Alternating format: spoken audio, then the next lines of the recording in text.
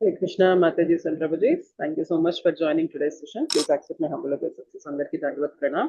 हरे कृष्ण माताजी, धन्यवाद, प्रणाम माताजी। Hare Krishna, Mataji Dandavat Pranam. Hare Krishna. Hare Krishna. So మనం 15 అధ్యాయాలు కంప్లీట్ చేసుకున్నాం కదా. 16వ అధ్యాయం అనేది మొదలు పెట్టాలి వాళ్ళ క్లాస్ లో. కరెక్ట్? అవును. అవును మాతాజీ. Okay, fine. 16వ అధ్యాయం అనేది మొదలు పెట్టుకున్నాం మనము. కన్నా ముందు మంగళాచరణం చేసి మొదలు పెడదాం. ఓం అజ్ఞానతిమిరాంధస్య జ్ఞానాంజనశలాకయా చక్షురున్మీలితం येन తస్మై శ్రీగురవే నమః. శ్రీచైతన్యమనోభీష్టం స్థాపితం येन భూతలే స్వయం రూపः కదా మహ్యం దత్తతి స్వపదాంతికం. వందేహం శ్రీగురోః శ్రీయుతపదకమలం శ్రీగురోన్ వైష్ణవాంశ్చ శ్రీరూపం సాగ్రజాతం సహగణ రఘునాథాన్వితం తం సజీవం సాద్వైతం సావధూతం परिजन सहितं कृष्ण चैतन्य देवं श्रीराधा कृष्ण पादान् सहगण ललिता श्रीविशाखान्वितांश्च नमो विष्णुपादाय कृष्णप्रेष्ठाय भूतले श्रीमते भक्तिवेदांत स्वामी निति नामिने नमस्ते सारस्वते देवे गौरवाणी प्रचारिणे निर्विशेष शून्यवादी पाश्चात्य देशतारिणे नमो महावदन्याय कृष्ण प्रेम प्रदायते कृष्णाय कृष्ण चैतन्य नाम्ने गौरतिशे नमः। हे कृष्णा करुणा सिंधु दीनबंधो जगत्पते गोपेश गोपिका कांत राधा कांत नमोस्तुते तप्त कांचन गौरांगी राधे वृंदावनेश्वरी वृषभानुसुते देवी प्रणमामि हरिप्रिये। वाञ्छाकल्पतरुभ्यश्च कृपा सिन्धुभ्य एव च पतितानां पावनेभ्यो वैष्णवेभ्यो नमो नमः। जय श्री कृष्ण चैतन्य प्रभु नित्यानंद श्री अद्वैत गदाधर श्रीवासादि गौरभक्तवृंद। हरे कृष्णा कृष्ण कृष्ण हरे हरे, हरे राम राम राम हरे हरे। जय जय श्री चैतन्य जय नित्यानंद जय अद्वैत चंद्र जय गौर भक्त वृंदा। जय जय श्री चैतन्य जय नित्यानंद जय अद्वैत चंद्र जय गौर भक्त वृंदा। जय जय श्री चैतन्य जय नित्यानंद जय अद्वैत चंद्र जय गौर भक्त वृंदा। ओम नमो भगवते वासुदेवाय। ओम नमो भगवते वासुदेवाय। ओम नमो भगवते वासुदेवाय। मुखं करोति वाचालं पङ्गुं लङ्घयते गिरिं यत्कृपातमहं वन्दे श्रीगुरुं दीनतारिणं परमानन्दमाधवं श्रीचैतन्य ईश्वरम्। श्री श्री राधा मदन मोहन जी की जय। श्री श्री गौर निताई की जय। श्री श्री जगन्नाथ बलदेव सुभद्रा मैया की जय। जगत गुरु पतित पावन श्रील प्रभुपाद की जय। श्रील गुरुदेव की जय। अनंत कोटि वैष्णव वृंद की जय। श्रीमद् भगवद गीता की जय। निताई गौर प्रेमानंदे हरि हरि बोल।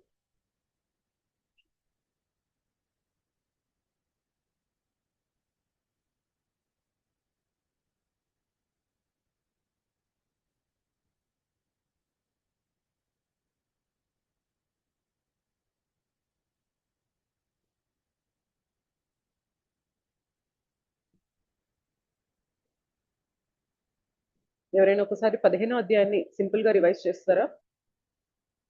కొన్ని పాయింట్స్ లో అసలు ఏం చర్చించుకున్నాము ఏంటి కొన్ని.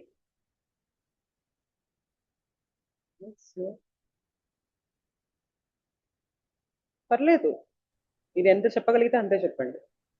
మొత్తం 15వ అధ్యాయం కవర్ చేయలేదు అనేమనను నేను. మీకు ఎన్ని గుర్తుంటే అన్ని చెప్పండి. అసలు ఏం డిస్కస్ చేసుకున్నాము? ఒక చెట్టు గురించి డిస్కస్ చేసుకున్నాము. అభిమతది హ్యాండ్ రైస్ చేసేసరి నేను ఛాన్స్ ఇచ్చేయచ్చు. ఇంకెవరైనా ఉన్నారా? హరే కృష్ణ.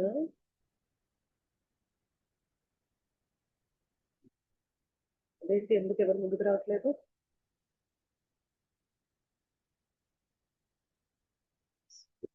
సరోజ మాతాజీకి ఛాన్స్ ఇచ్చి తర్వాత పావని మాతాజీకి ఛాన్స్ ఇస్తాను. సరోజ మాతాజీ చెప్పండి.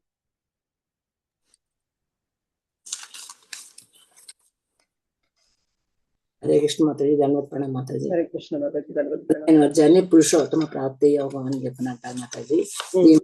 ముఖ్యంగా చెప్పేది ఏంటంటే, ఒక చెట్టు యొక్క నీడ అనేది, ప్రతిబింబం అనేది ఊర్ధ్వమాల మత శాఖం అని చెప్పినట్టారు కదా మాతాజీ. ఆ చెట్టు యొక్క ప్రతిబింబాన్ని చూసి మనం మా ఆధ్యాత్మిక ప్రపంచంలో ఉన్న, భౌతిక ప్రపంచంలో ఉన్నది అనేది మనకి అర్థం ఉంటుంది. చెట్టు యొక్క వేళ్ళు ఎట్లాగైతే ఉంటాయో, కాండము, ప్రతిబింబాన్ని చూసి మనం భౌతిక ప్రపంచం ఇదే ప్రపంచం అనుకుంటాము, కానీ యాక్చువల్ గా మనం ఆధ్యాత్మిక ప్రపంచంలో ఉండాలనేది చెప్తారు. పరమేశ్వరుడు మూలంగా ఉంటాడు, బ్రహ్మయే ముఖ్య శాఖంగా, వేదాలు అన్ని అంటే ఆకులుగా ఉంటాయి వేదాలు. ఈ అస్త వృక్షాన్ని నాశరహితంగా అనేది చెప్తారనమాట. మూలసంగా దీని గురించి తెలిసిన వాడు నిజంగా వేదాలు తెలిసిన వాడు అని చెప్పి లెక్కలోకి వస్తుంది మాతాజీ. ఈ సంసార వృక్షాన్ని త్రిగుణాల చేత మనం దూరం చేసుకొని మన సత్వగుణంలో ఎప్పుడు ఉండాలి. ఈ శాఖలు చిగుళ్ళు సర్వత్రా వ్యాపించి ఉంటాయి. మనుషులు కర్మానుసారంగా బంధించి అహంకారాన్ని వదిలిపెట్టి ఈ ఊడలన్నీ కింద వ్యాపించున్నట్లుగా మనం ఉండాలి.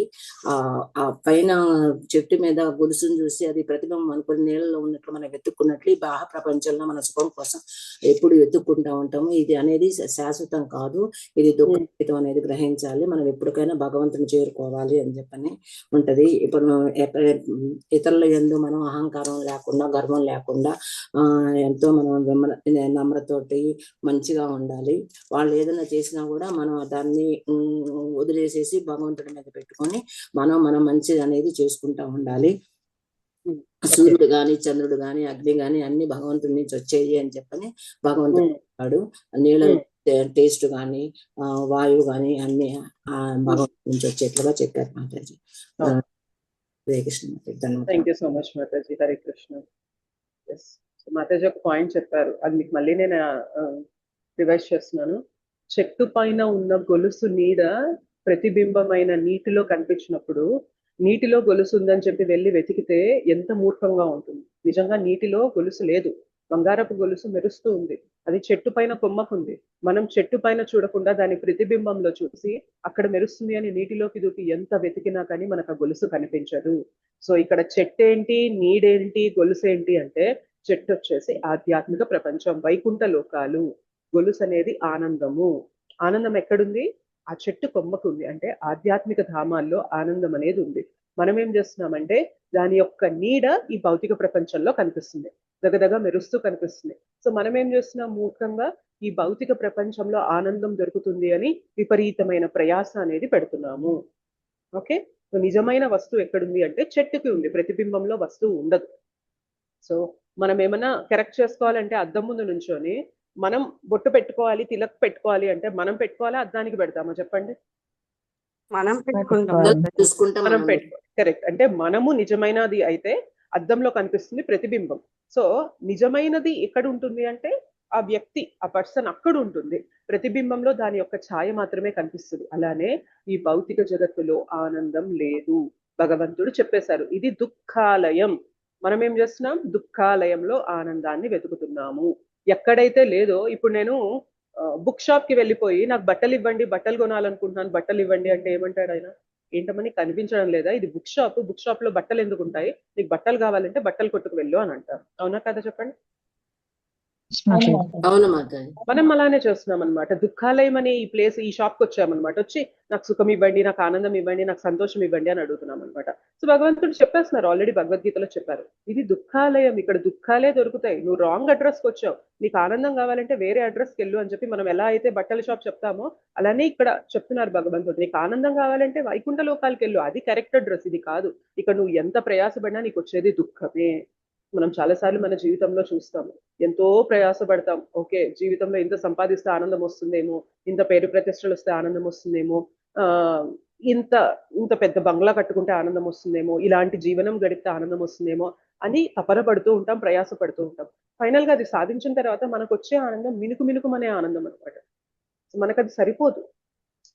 ఒకవేళ సరిపోయినట్లయితే ఆల్రెడీ మనకి ఇంతకు ముందు ఉన్న కోరికలు తీరినప్పుడు మనకి ఈ పాటికి తృప్తిగా ఉండేవాళ్ళం. మనం ఇవాళ తృప్తిగా లేము అంటేనే అర్థము ఇది కాదు, అసలు నేను అనుకునేది ఇక్కడ దొరకట్లేదు, నాకు దొరుకుతుందేమో అని నేను భ్రమలో ఉన్నాను, దొరకదు ఇక్కడ.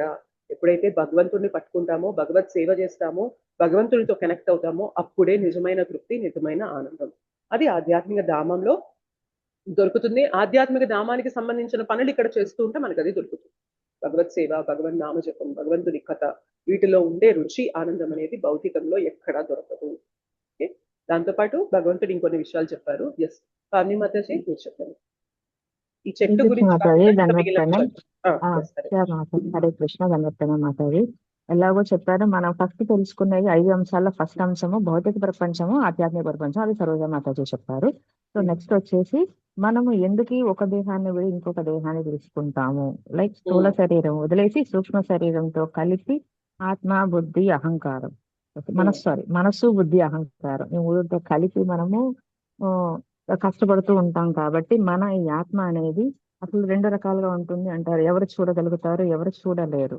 లైక్ నెక్స్ట్ అందుకనే ఈ ఏం చేస్తున్నాము, స్థూల శరీరం వదిలేసినప్పుడు సూక్ష్మ శరీరాన్ని తీసుకొని ఈ మూడింటిని కూడా కలిపి మనం వేరే దేహాన్ని తీసుకోవడానికి కష్టపడుతూ ఉంటాము. కాబట్టి ఏం జరుగుతుంది అనేది తెలియకుండా మళ్ళీ మళ్ళీ జన్మ అనేది తీసుకుంటున్నాం మనం అనేది అర్థం చేసుకోవచ్చు. ఆ తర్వాత ఏంటి అంటే అసలు వీటన్నిటికీ మెయింటెనెన్స్, భౌతిక ప్రపంచమైన ఆధ్యాత్మిక ప్రపంచమైన whole and soul maintainer Krishna అనేది మనం తెలుసుకుంటాము.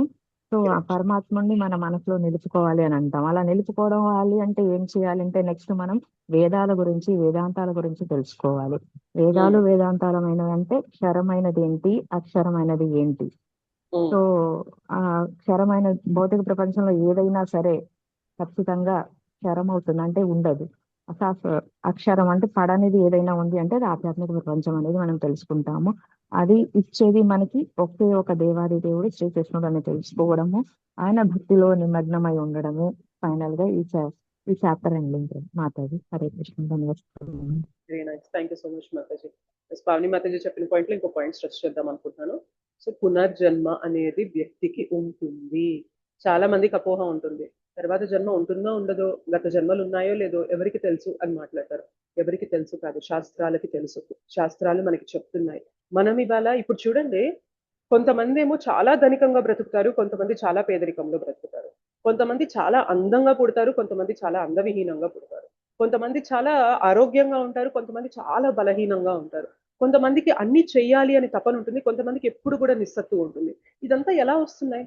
మరి పునర్జన్మే లేకపోతే అందరూ సమానంగా ఉండాలి కదా, ప్రతి ఒక్కరు కూడా ఒకేలాగా ఉండాలి, ఒకేలాంటి శక్తి సామర్థ్యాలు కలిగి ఉండాలి, ఒకేలాంటి ఐశ్వర్యాలు అన్ని కలిగి ఉండాలి కదా.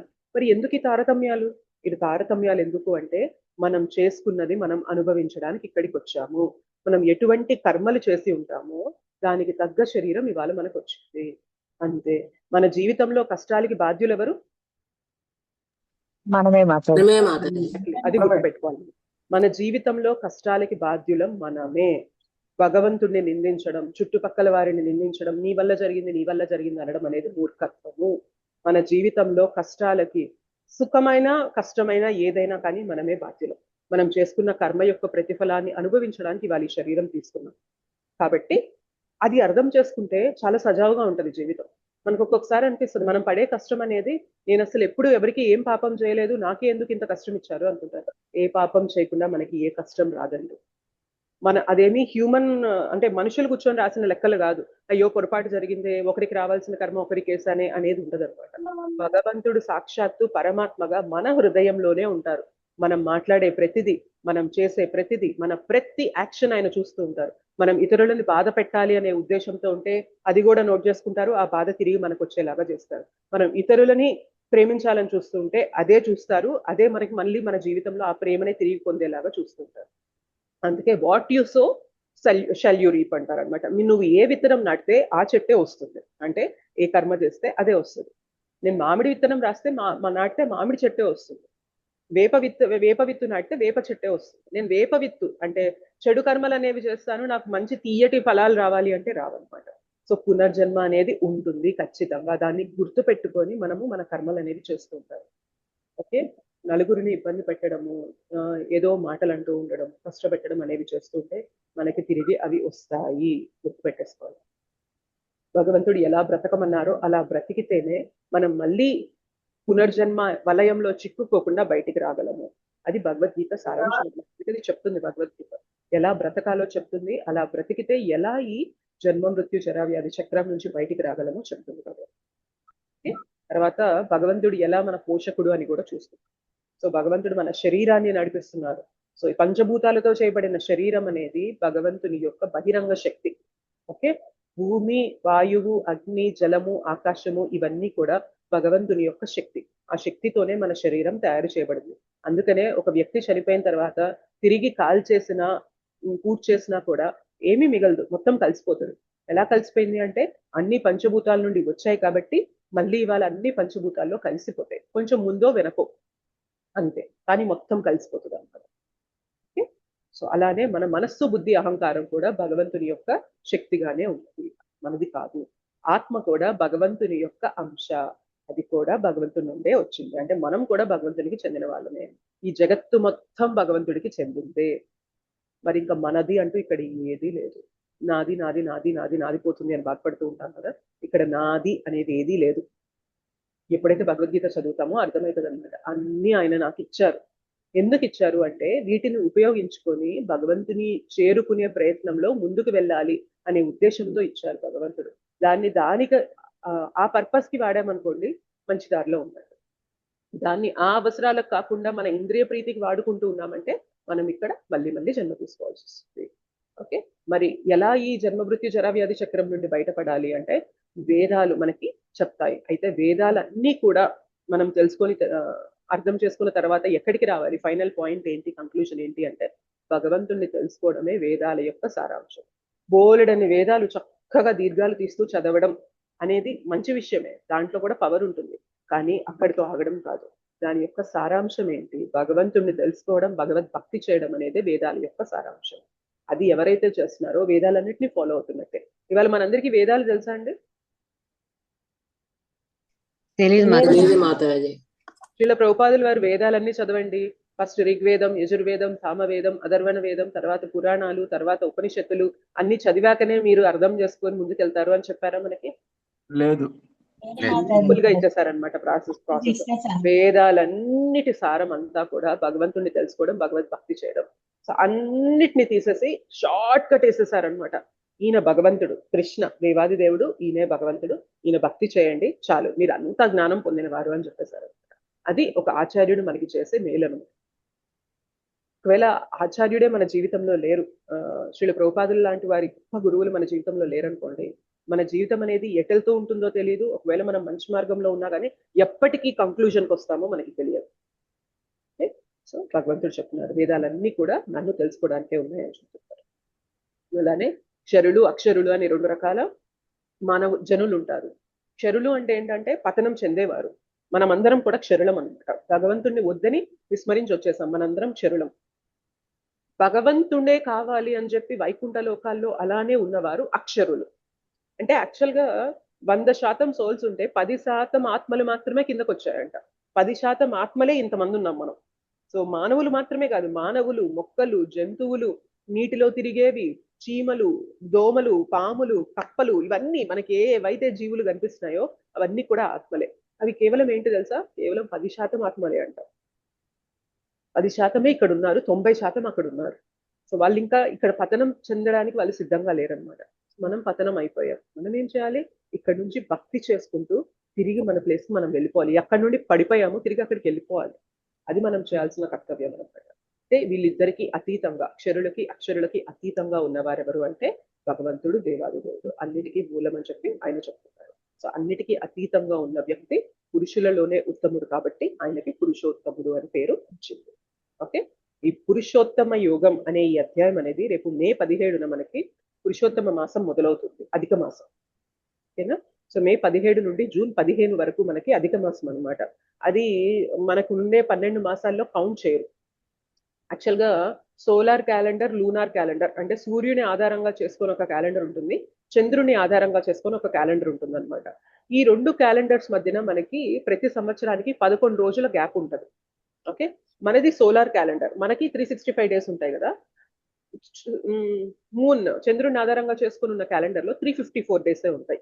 సో 354 అండ్ 365 అంటే మనకి 11 రోజులు తేడా ఉంది. అలా 11 రోజులు 3 సంవత్సరాలకి కలుపుకుంటే మనకి ఆల్మోస్ట్ 32 రోజులు 33 రోజులు అట్లా వస్తుంది చూచాయిగా. సో అవి అంతా కూడా ఒక నెలని చేస్తారనమాట, ఈ రెండింటిని సమం చేయడానికి. ఆ ఒక్క నెల అనేది ఏ నెలలో కౌంట్ అవ్వదు, అది అధిక మాసం అని చెప్పి చెప్తారు. ఓకే, సో అధిక మాసాన్ని మలమాసం అంటారు అనమాట. మలం అంటే ఏంటి, వేస్ట్ అని కదా. Yes or no? ఎస్. అంటే ఆ టైంలో ఎలాంటి శుభకార్యాలు చేయరు. సో ఇళ్లలో చేరడం కానీ, లేకపోతే మనకి పెళ్లిళ్ళ ముహూర్తాలు పెట్టడం కానీ, ఏవైతే శుభకార్యాలు ఉంటాయో ఆ నెల పనికిరాదనమాట. అధిక మాసంలో ఎవ్వరూ చేయరు. కానీ అధిక మాసం మాత్రం భగవంతుడిని వేడుకుందనమాట. నన్ను ఎవరు వద్దంటున్నారు, అసలు నన్ను వేస్ట్ గా నన్ను చూస్తున్నారే, నన్ను మలమాసంగా చూస్తున్నారు అని చెప్పి భగవంతుడికి మొరపెట్టుకుంటే భగవంతుడు ఏం చెప్తారు తెలుసా, నీకు నా పేరునిస్తా, నీ మాసం మలమాసం కాదు, నీ మాసాన్ని పురుషోత్తమ మాసం అంటారు, నాకెంతో ప్రియమైన మాసం నువ్వు. ఈ మాసంలో ఎవరైతే భగవంతుని ఆరాధన చేస్తారో, చాలా మంది చాలా ఎక్కువ రౌండ్ చేస్తారు తెలుసా. ఎందుకంటే ఈ మాసంలో మనం చేసే ప్రతి దానికి కూడా 1000 రెట్ల ఫలితం ఉంటుంది. అంటే రోజు మనం 16 మాలలు చేస్తుంటే 16 × 1000 రెట్లు ఎన్ని మాలలు చేస్తామో అంత ఫలితం ఉంటుంది. ఇంకొక మాల పెంచితే ఇంకో 1000 మాలలు పెంచిన ఫలితం వస్తుంది అనమాట. సో వీలైనంత భక్తియుత కార్యక్రమాలకి సమయాన్ని ఇవ్వడానికి ప్రయత్నం చేయండి నెక్స్ట్ మే 17 నుండి వచ్చే మాసంలో. ఈ పురుషోత్తమ యోగంలో ఉండే శ్లోకాలన్నీ కూడా ప్రతిరోజు వాళ్ళు రిసైట్ చేస్తారనమాట అందరూ. ఓకే, పురుషోత్తమ మాసం కాబట్టి పురుషోత్తమ యోగంలో ఉండే శ్లోకాలన్నీ రోజు చదువుతారు. కుదిరితే 20 శ్లోకాలే కాబట్టి శ్లోకాలు నేర్చుకోండి, శ్లోకాలు చదవండి, అనువాదము తాత్పర్యం కూడా చదవగలిగితే చదవండి. ఎందుకంటే 15వ అధ్యాయంలో తాత్పర్యాలు మనకి భాష్యాలు అనేవి శ్రీల ప్రభుపాదుల వారు మొత్తం కృష్ణ చైతన్యం ఫిలాసఫీ అంతా కూడా అందులో నింపిచ్చేశారు. సో నెల రోజుల పాటు మనం అవి రోజు చదివామనుకోండి, 20 శ్లోకాలు, వాటి అనువాదాలు, వాటి భాష్యాలు, ఆ ఫిలాసఫీ మన తలకెక్కిద్ది అనమాట. ఓకే, ఎంత రిపీట్ చేస్తే అంత బాగా ఎక్కుతుంది కదా మనకి. సో మనం నెల రోజుల పాటు ఇవన్నీ చదివినట్లయితే మొత్తం కృష్ణ చైతన్యం అంటే ఏంటి, ఎలా బ్రతకాలి, ఎక్కడ తప్పెళ్తున్నాం మనము, ఇదంతా కూడా మన బుర్రలో బాగా ఎక్కుతుంది. సో డెఫినెట్ గా చదవండి అది కొంచెం సమయం తీసి. ఓకే, దాంతోపాటు ఇంకేం చేస్తారు అంటే భగవంతునికి నెయ్యి దీపాలు ఆఫర్ చేయండి. అండ్ దాంతోపాటు చౌరాష్టకం చదువుతారనమాట. ప్రజే ప్రసిద్ధం నవనీత చౌరం గోపాంగనానాం చదుకుల చౌరం, ఇట్లా మనకి 8 శ్లోకాలు ఉంటాయి.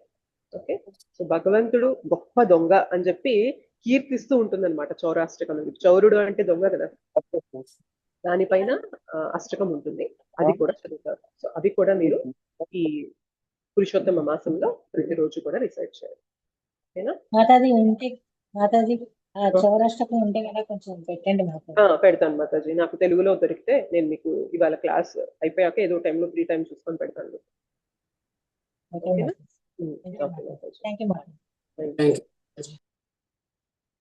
ఇవాళ మనం 16వ అధ్యాయం అనేది మొదలు పెడతాము. ఎంతవరకు అవుతుందో తెలియదు, ప్రయత్నం చేద్దాము.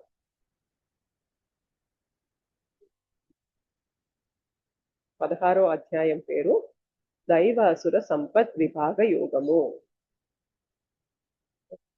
నాకు ఒక్క 2 minutes టైం ఇస్తారా, జస్ట్ 1 minute. నేను ఇప్పుడే వస్తాను.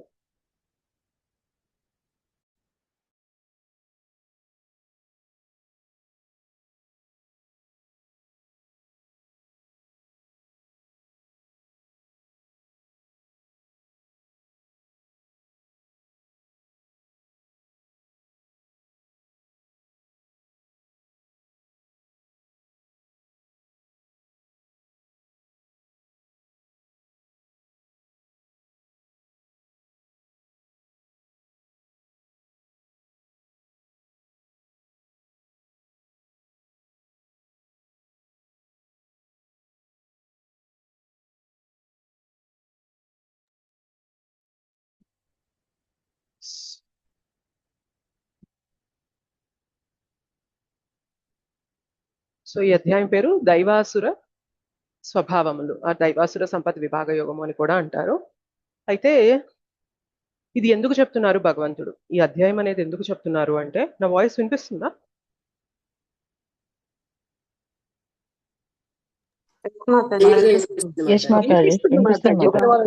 ఓకే, 15వ అధ్యాయంలో మనకి ఈ రివర్స్ గా ఉండే వ్రేళ్ళు పైకి శాఖలు కిందకి ఉండే అశ్వత్థ వృక్షం గురించి చెప్పి, ఆ వృక్షాన్ని నరకాలి అంటే మనకు ఒక గొడ్డలి కావాలి అంటారు. అది ఏం గొడ్డలి గుర్తుందా మీకు? ఎగ్జాక్ట్లీ. వైరాగ్యం అనే గొడ్డలి ఉంటే ఆ గొడ్డలితో ఈ చెట్టుని నరకగలము. అంటే వైరాగ్య భావన అనేది మనకు ఉంటేనే ఈ భౌతిక జగత్తు నుండి బయటికి రాగలము అని చెప్తున్నారు.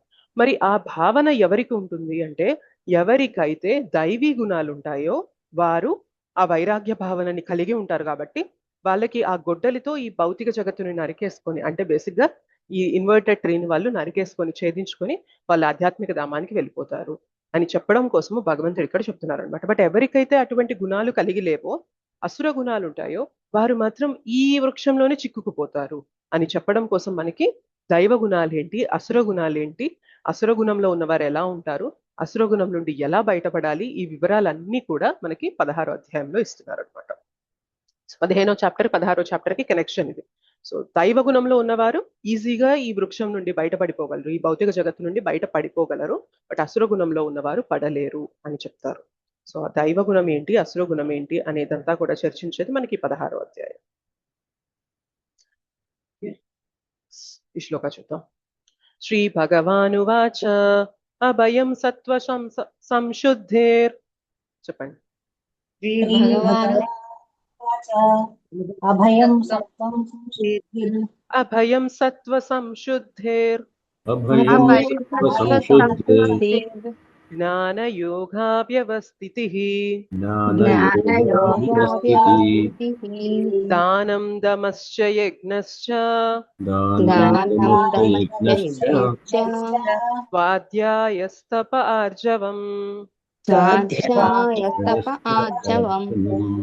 అభయం సత్వ సంశుద్ధేర్ జ్ఞాన యోగా వ్యవస్థితః స్థితిః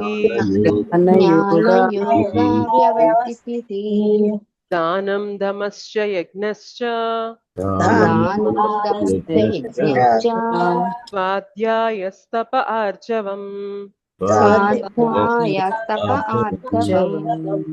అభయం సత్వ సంశుద్ధేర్ జ్ఞాన యోగా వ్యవస్థితిః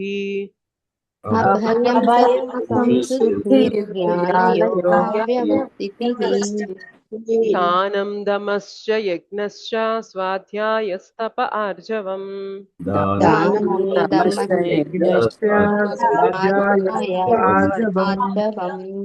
అభయం సత్వ సంశుద్ధేర్ జ్ఞాన యోగా వ్యవస్థితిః దానం దమశ్చ యజ్ఞశ్చ స్వాధ్యాయస్తప ఆర్జవం.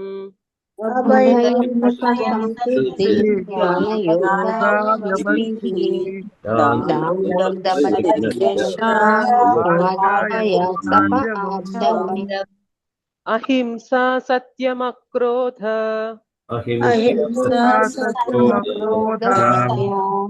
త్యాగ శాంతిరపైశునం.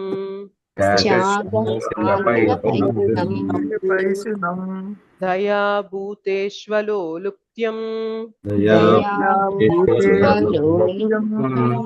మార్ధవం హ్రీరచాపలం. అహింసా సత్యమక్రోధః త్యాగ శాంతిరపైశునం. దయా భూతేష్వలోలుప్త్యం మార్ధవం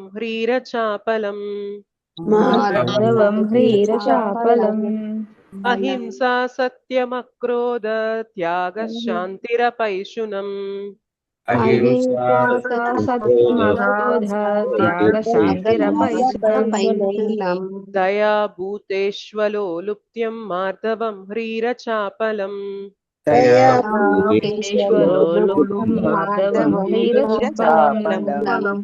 అహింసా సత్యమక్రోధ త్యాగ శాంతిరపైశునం. దయా భూతేష్వలోలుప్త్యం మార్ధవం హ్రీరచాపలం.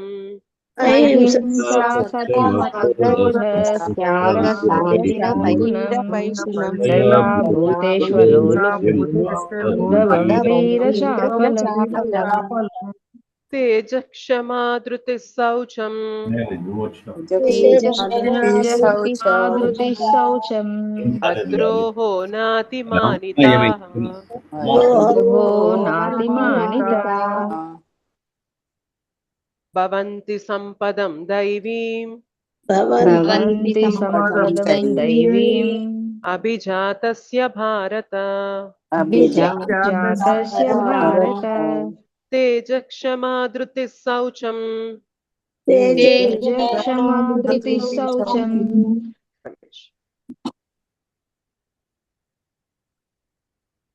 అద్రోహో నాతిమానిత నాతిమానిత భవంతి సంపదం దైవీం భవంతి సంపదం దైవీం అభిజాతస్య భారత జాతస్య భారత తేజ క్షమా ధృతి శౌచం అద్రోహో నాతిమానిత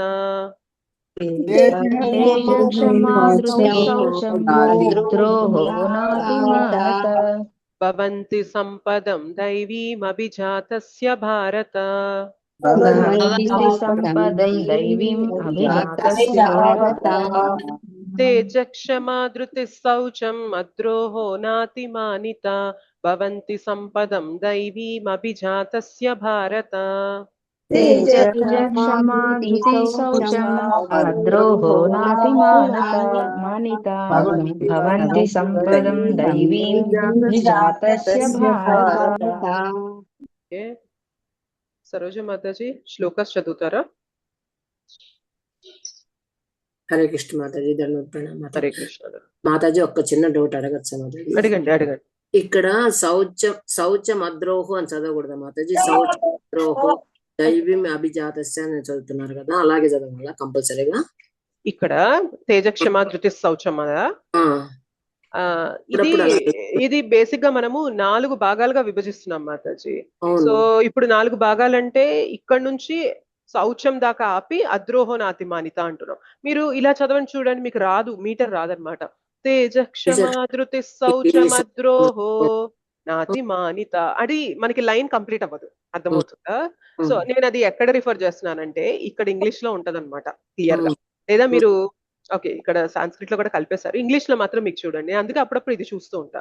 తేజ క్షమా ధృతి శౌచం అద్రోహో నాతిమానిత భవంతి సంపదం దైవీం అభిజాతస్య భారత.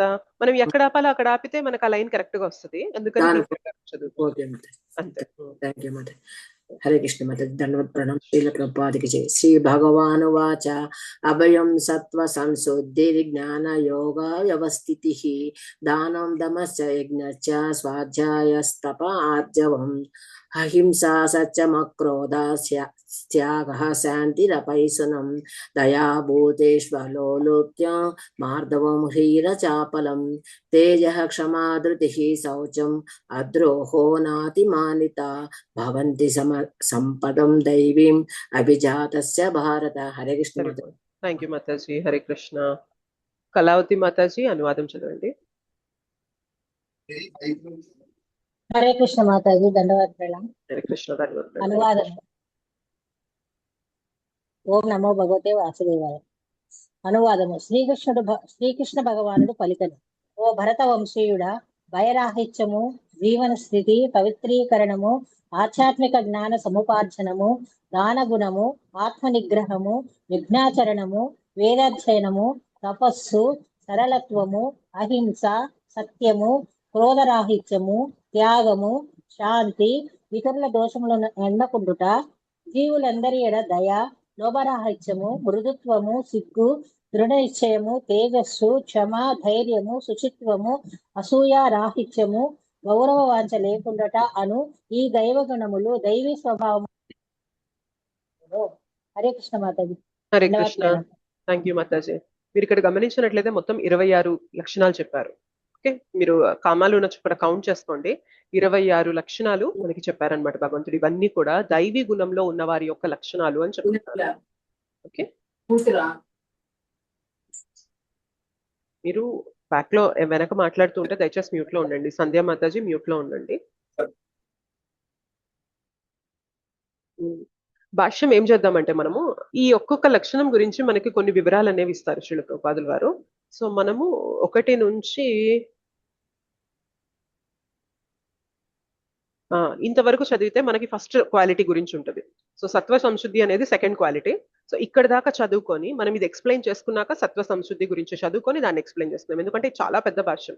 మనకి ఇవాళ ఇది చదివేసరికి ఇవాళ క్లాస్ టైం అయిపోయింది. సో అలా కాకుండా మనం ఏ క్వాలిటీ ఏ లక్షణం అయితే చర్చించుకుంటున్నామో దాని వరకు చదువుకొని మనం చర్చించుకుందాం. అప్పుడు మనకి క్లియర్ గా ఉంటుంది. ఓకే, కిషన్ ప్రభుజీ. హరే కృష్ణ మాతాజీ, దండవత్ ప్రణామం. హరే కృష్ణ, దండవత్ ప్రణామం. చదవండి ప్రభుజీ భాష్యము. హరే కృష్ణ. పంచదశాధ్యాయపు ఆరంభమున ఈ భౌతిక జగత్తు యొక్క అశ్వత్థ వృక్షము వివరింపబడినది. ఆ వృక్షం నుండి వచ్చు అదనపు వ్రేళ్లు శుభాశుభములుగా తెలియబడు జీవుల కర్మలతో పోల్చబడినవి. నవమాధ్యాయమున కూడా దైవీ స్వభావము కలిగిన దేవతల గూర్చియు అసుర స్వభావము కలిగిన అసురుల గూర్చియు వర్ణింపబడినది. ఇక ఇప్పుడు వైదిక కర్మలను అనుసరించి సాత్విక కర్మలు ముక్తి పదమున పురోగమించుటకు దోహదములుగా పరిగణింపబడినవి.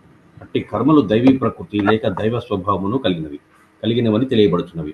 దైవీ ప్రకృతి యందు నెలకొనిన వారు ముక్తి మార్గమున నిశ్చయముగా పురోగతిని సాధింపగలరు. అట్లుగాక రజస్తమో గుణములందు వర్తించు వారికి ముక్తి నందు అవకాశమే లభింపదు. వారు ఈ భౌతిక ప్రపంచమున మానవులుగా లేక జంతుజాతులలో జన్మించుటయో లేక ఇంకనూ నీచమైన జన్మలకు పతనమగుటయో జరుగును. ఈ షోడశాధ్యాయమున భగవానుడు దైవీ ప్రకృతిని మరియు దానికి సంబంధించిన గుణములను అట్లే అసురీ ప్రకృతిని దానికి సంబంధించిన గుణములను వర్ణించుతున్నాడు. ఈ దైవాసుర గుణముల లాభ నష్టములను కూడా భగవానుడు వివరించుతున్నాడు. హరే కృష్ణ మాతాజీ, ధన్యవాదాలు. ఇది కంటిన్యూ చేయండి ప్రభు. ఇంకొక 2-3 పారాగ్రాఫ్స్ ఉన్నాయి, చదివేసేయండి. నేను అంత తర్వాత ఎక్స్ప్లెయిన్ చేస్తాను. సరే మాతాజీ. దైవీ గుణములతో లేక దైవీ ప్రకృతులతో జన్మించిన వాణిని సూచించు అభిజాతస్య అను పదము మిక్కిలి ప్రధానమైనది. ధార్మిక వాతావరణం మన శిశువుని ఉత్పాదించుట వైదిక ధర్మ గ్రంథములలో గర్భాధాన సంస్కారముగా పేర్కొనబడినది. తల్లిదండ్రులు తమకు దైవీ గుణములు గల శిశువు కావాలని వాంఛించినచో మానవ సంఘ జీవనమునకై ఉద్దేశింపబడిన 10 సంస్కారములను తప్పక పాటింపబడను.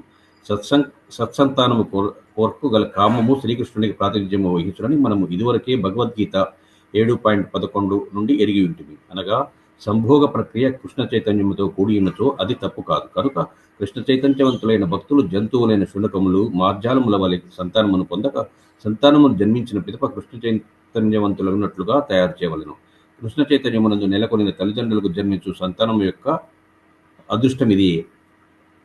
సంఘము 4 వర్ణములు 4 ఆశ్రమములుగా విభజించు వర్ణాశ్రమ ధర్మ వ్యవస్థ మానవులను జన్మను బట్టి విభజించుటకు ఉద్దేశింపబడలేదు.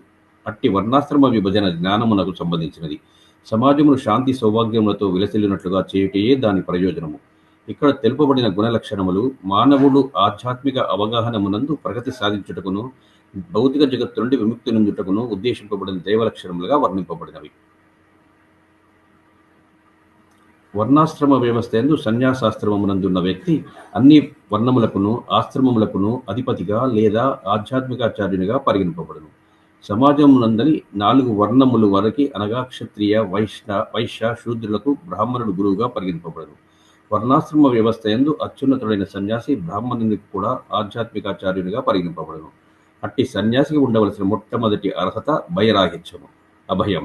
సన్యాసి అయిన వాడు ఎటువంటి సహాయం లేకుండా లేదా సహాయము గలదనడి హామీ లేకుండా ఒంటరిగా జీవించవలసి వచ్చుటయే అందుకు కారణము. అతడు కేవలము దేవాది దేవుని అనుగ్రహముపై ఆధారపడి జీవింపవలను. ఎవరైనాను బంధములన్నింటినీ తెంచుకునేచో నన్నెవరు రక్షించరు అని భావించినచో అట్టి వారు సన్యాస జీవితమును స్వీకరింపరాదు. దేవాది దేవుడైన శ్రీకృష్ణుడు పరమాత్మ రూపమున అందరి హృదయములందు నెలకొని ఉన్నాడనియు సర్వమును అతడు వీక్షించుచున్నాడనియు ఎవరేది చేయదలుచుతున్నారో సమస్తమును అతడు ఎరుగుననియు ప్రతి ఒక్కరూ ఎరగవలెను. శ్రీకృష్ణుడు పరమాత్మ రూపమున తనను శరణ పొందిన జీవిని తప్పక రక్షించునని ప్రతి ఒక్కరూ దృఢమైన విశ్వాసమును కలిగి ఉండవలెను. నేనెప్పుడునూ ఒంటరిగా నుండను. కీకారణ్యమున నేను వసించినను శ్రీకృష్ణుడు నాతో కూడియుండి నన్ను అన్ని విధములా రక్షించును అని ప్రతి ఒక్కరూ భావింపవలెను. అట్టి విశ్వాసమే అభయం లేక భయం లేకుండా అనబడును. అట్టి భయరాహిత్యమును మానసిక స్థితి ఎన్నున్నది సన్యాసాశ్రమం నందున్న వానికి అత్యంత అవసరం. Thank you Prabhuji. ఇది మనకి మొదటి లక్షణము, ఆ భయం గురించి చెప్తున్నారు. భయరాహిత్యం అని చెప్పి ఇక్కడ ఫస్ట్ క్వాలిటీ గురించి చెప్పారు కాబట్టి అంతవరకు మనం చదివాము. ఇక్కడ చాలా వివరాలు అనేవి ఇచ్చారు మనకి శ్రీల ప్రభుపాదుల వారు. ఆ వివరాలు అనేవి చర్చించుకొని లక్షణంలోకి వద్దాం.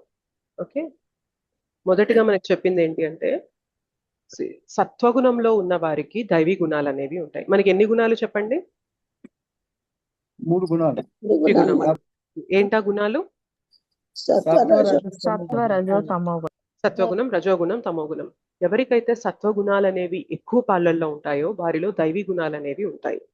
ఓకే, సో అటువంటి వ్యక్తులు మాత్రమే ఈ అశ్వత్థ వృక్షాన్ని ఛేదించి ముక్తి పదంలో వారు వెళ్ళగలరు అనమాట. బట్ ఎవరికైతే రజోగుణం, తమోగుణం అనేది ఉంటుందో వారికి ఆ పాళ్ళు ఎక్కువ ఉంటాయో వారు ఏంటంటే అసుర స్వభావం కలవారు అని భగవంతుడు చెప్తున్నారు. సో ఆ స్వభావంలో ఉన్నవారు ముక్తి మార్గం పైన మక్కువ చూపరు. ఇవాళ కలియుగంలో జనులందరూ కూడా రజోగుణంతో నిండిపోయి ఉన్నారు. ఎంతసేపు సంపాదించామా, పెంచుకున్నామా, అది చేసామా, ఇది చేసామా అనుకుంటున్నాం, కానీ నా జీవితం తర్వాత ఏంటి, నేను ఎలా ఉండాలి, నా ఫ్యూచర్ ఎలా ఉండబోతుంది అనే దానిపైన వారికి ఫోకస్ ఉండదు అనమాట. అందుకని వారికి ఆధ్యాత్మికత పైన ఇష్టం అనేది ఉండదు, మక్కువ ఉండదు. ఎక్కడైనా చెప్తున్నామా, క్లాసెస్ ఉన్నాయా అన్నా కూడా ఎందుకు ఇదంతా వేస్ట్ ఆఫ్ టైం, ఏమొస్తుంది మనకి, క్లాసులు వింటే ఏమొస్తుంది, క్లాసులు చెప్తే ఏమొస్తుంది, ఏం రాదు కదా, ఉద్యోగం చేసుకునే డబ్బులైనా వస్తాయి అంటారు. అవునా కదా చెప్పండి, ఇట్లా మనం వింటూ ఉంటామా? సో ఇదేంటి అంటే రజోగుణంలో కూడిన ప్రక్రియ అన్నమాట. ఎప్పుడు కూడా సంపాదించాలి, అనుభవించాలి, సంపాదించాలి, ఇంద్రియ భోగాన్ని అనుభవించాలి, దీనిపైనే ఫోకస్ ఉంటుంది. సో ఇలా ఉండడం వల్ల ప్రాబ్లం ఏంటి అంటే ఇది అసుర ప్రవృత్తి. సో ఎంతవరకు సంపాదన అంటే మన శరీరాన్ని మనం పోషించుకోవడం వరకు సంపాదన. సరే, మనం కొంచెం సెక్యూర్ చేసుకోవాలి, మన ఫ్యూచర్ కోసం కొంచెం సెక్యూర్ చేసుకోవడానికి సంపాదన, అంతే. ఇంకా సంపాదించడం కోసమే బ్రతకడం అనే విధంగా సంపాదించడం అనేది అసుర ప్రవృత్తి. సో ఈ అసుర ప్రవృత్తితో ఉన్న వాళ్ళు ఏంటి అంటే ఈ చెట్టుని వాళ్ళు ఛేదించలేరు, అంటే భౌతిక జగత్తు నుండి బయటపడలేరు. మళ్ళీ జన్మ తీసుకోవాల్సి వస్తుంది, మళ్ళీ అలానే బ్రతుకుతారు, మళ్ళీ జన్మ తీసుకోవాలి, సో ఇక్కడ నుండి బయటపడే ఆస్కారం అనేది ఉంటుంది అనమాట. సో సత్వగుణంలో ఉన్నవారు మాత్రమే దైవీ గుణాలతో ఉంటారు కాబట్టి వాళ్ళకి క్లారిటీ ఉంటుంది, ఏది చేయాలి, ఏది ఎంతవరకు చేయాలి అనే క్లారిటీ ఉంటుంది కాబట్టి వాళ్ళు ముక్తికి అర్హులు అవుతారు. మిగిలిన వాళ్ళు ముక్తికి అర్హులు కాలేరు అని ఒక క్లియర్ కట్ డీటెయిల్ అనేది మనకి ఇచ్చారనమాట శ్రీల ప్రభుపాదుల వారు.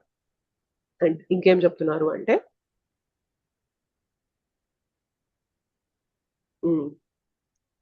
మరి ఇప్పుడు సత్వగుణంలో ఉన్నవారు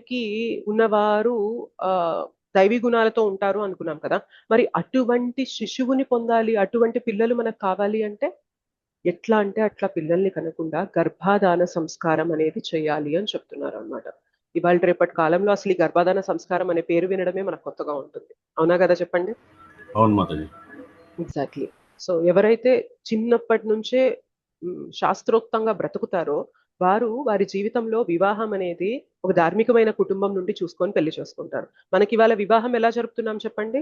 ఎవరింట్లో ఎక్కువ డబ్బు ఉందా, ఎవరింట్లో ఎక్కువ ఐశ్వర్యం ఉందా, ఎవరింట్లో మన వాళ్ళు బాగా సంపదని అనుభవిస్తారా, సుఖభోగాలు అనుభవిస్తారా, దానిపైన ఫోకస్ చేస్తున్నాం. అవునా కదా? అవును మాతాజీ.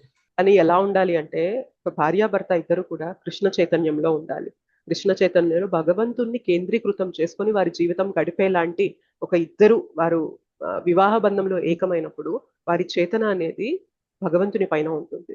సో అటువంటి చేతనలో వారు ఉండి కలిసి జీవిస్తూ వారు శిశువుని కనాలి అని, అంటే ఒక శిశువుకి జన్మనివ్వాలి అనే ఆలోచన అనేది వారికి కలిగినప్పుడు వారు గర్భాధాన సంస్కారం అనేది ఒక సంస్కార ప్రక్రియ అది చేస్తారనమాట.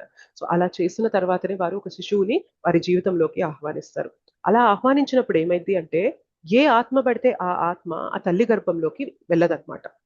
ఇవాళ మనం చూస్తూ ఉంటాం కొంతమంది పిల్లలు చాలా మొండిగా ఉంటారు, చాలా విరుద్ధంగా ఉంటారు, మనం చెప్పినట్లు వినరు, చాలా అంటే వాళ్ళు పెరిగినా కూడా పెద్ద అవుతున్నా కానీ పేరెంట్స్ కి తలనొప్పిగా అయిపోతూ ఉంటారు. అవునా కదా చెప్పండి? సో ఇదంతా ఎలా అవుతుంది అంటే తల్లి తండ్రి వాళ్ళు శిశువుని ఆహ్వానిస్తున్న సమయంలో వారి చేతన ఎలా ఉంటుందో దానికి తగ్గ ఆత్మ ఆ గర్భంలోకి ప్రవేశిస్తుంది అనమాట. సో ఆ చేతన దైవీ గుణంతో ఉన్నదనుకోండి, దానికి తగ్గ దైవీ గుణాలున్న ఆత్మ మాత్రమే ఆ గర్భంలోకి ప్రవేశిస్తుంది. సో ఆ దైవీ గుణంతో వారు చేతన మెయింటైన్ చేస్తూ అలాంటి శిశువుని ఆహ్వానించే ప్రక్రియనే మనకి గర్భాధాన సంస్కారం అంటారనమాట. అలా గర్భాధాన చాలా మంది డివోటీస్ ఎవరైతే చిన్నప్పటి నుంచి భక్తిలో ఉంటారో వారికి ఎలా బ్రతకాలి అనేది తెలుస్తుంది కాబట్టి ఇవాళ చాలా మంది డివోటీస్ అలా గర్భాధాన సంస్కారం చేసుకున్న తర్వాతనే పిల్లల్ని కంటారనమాట. సో అలాంటి వంశంలో పుట్టిన పిల్లలు కూడా ఈజీగా దైవీ గుణాలు ఉంటాయి కాబట్టి వాళ్ళు అసలు తల్లిదండ్రులకి ఇబ్బంది పెట్టడము, సతాయించడం ఇదంతా ఉండదన్నమాట. వాళ్ళు కూడా చక్కగా చిన్నప్పటి నుంచి భక్తికి తోడ్పడుతూ సహకరిస్తూ ఉంటారు. ఎందుకంటే వారి గుణాలు సత్వగుణంలో ఉంటాయి, దైవీ గుణంలో ఉంటాయి కాబట్టి అవి భక్తికి అనుకూలంగా ఉంటాయి. అదే రజోగుణంలో తమో గుణంలో ఉన్న ఒక ఆత్మని మనం పిలిచామనుకోండి గర్భంలోకి, సో చాలా డిస్టర్బెన్సెస్ అనేవి వస్తూ ఉంటాయి అన్నమాట. సో ఇలా బ్రతకాలి మనం. సో మనకి ఇవన్నీ తెలియవు. భగవద్గీత చదివితే, ఒక గురువు యొక్క పర్యవేక్షణలో, వారి యొక్క మార్గదర్శకంలో మనం బ్రతికితే మనకు అర్థమవుతుంది ఎలా బ్రతకాలి, ఎలా ఒక శిశువుకి జన్మనివ్వాలి, ఎలా మన జీవితాన్ని మనం మలుచుకోవాలి, ఇవన్నీ కూడా తెలుస్తాయి. బట్ అన్ఫార్చునేట్లీ, దురదృష్టవశాత్తు మనకు ఆ అవకాశం అనేది కోల్పోయాం మనం. Yes or no? ఇవన్నీ చదివినప్పుడు కొంచెం బాధేస్తుందా లేదా? మనం కూడా ఇలాంటి జీవనం బ్రతుకుంటే బాగుండేదా అని అనిపిస్తుందా లేదా? Yes, మాతాజీ. అవును బాగా మాతాజీ. అనిపిస్తుంది. బట్ కానీ అంటే అయిపోయింది. ఎస్, బట్ అంటే ఓకే, ఇప్పుడు మన చేతిలో ఏదైతే ఉందో దానిపైన మనం ఫోకస్ చేయాలి. ఓకే, అయిపోయింది, మన జీవితంలో జరిగిపోయినాయి. బట్ ఇప్పుడు మనం ఎలా ఉండాలి, మన చేతను ఇప్పుడు భగవంతుని వైపు ఎలా తిప్పాలి, ఇప్పుడు మన జీవితంలో ఏం మార్పులు తీసుకొస్తే భగవంతుని పట్టుకోగలం, దానిపైన ఫోకస్ చేయాలి. ఎస్. సో బేసిక్ ఏం చెప్తున్నారంటే, దైవీ గుణంలో ఉన్న శిశువు అనేది అలా మనం మన జీవితంలోకి ఆహ్వానించవచ్చు అని చెప్తున్నారు. అండ్ ఇంకేం చెప్పారంటే ఇక్కడ మనకి 4 వర్ణాలు, 4 ఆశ్రమాలు అనేవి విభజన చేశారు. అయితే ఈ విభజన చేసింది ఒకరు గొప్ప ఒకరు తక్కువ అని చెప్పడానికి కాదు.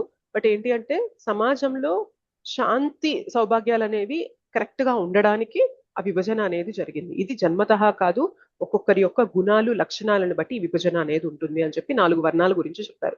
ఏంటా 4 వర్ణాలు? బ్రాహ్మణులు, బ్రాహ్మణ, క్షత్రియులు, క్షత్రియ, వైశ్య, శూద్ర.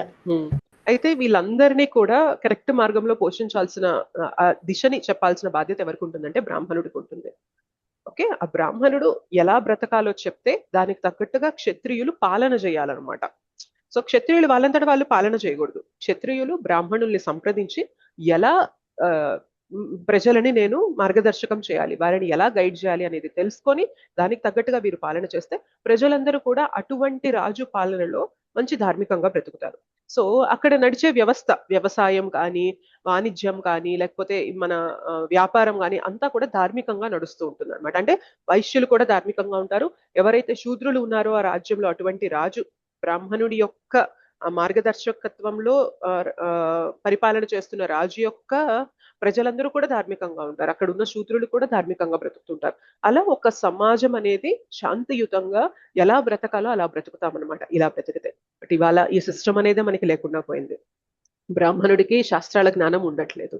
క్షత్రియుడు బ్రాహ్మణుని సంప్రదించి రాజ్య పరిపాలన చేయాలి అని ఉండడం లేదు. అండ్ ఒకవేళ ఇదంతా కరెక్ట్ ఉన్నా కానీ ప్రజలు రాజు పైన విశ్వాసం అనేది లేకుండా ఉంది. అటువంటి జీవనం అనేది మనం ఇవాళ కలియుగంలో చూస్తున్నాం.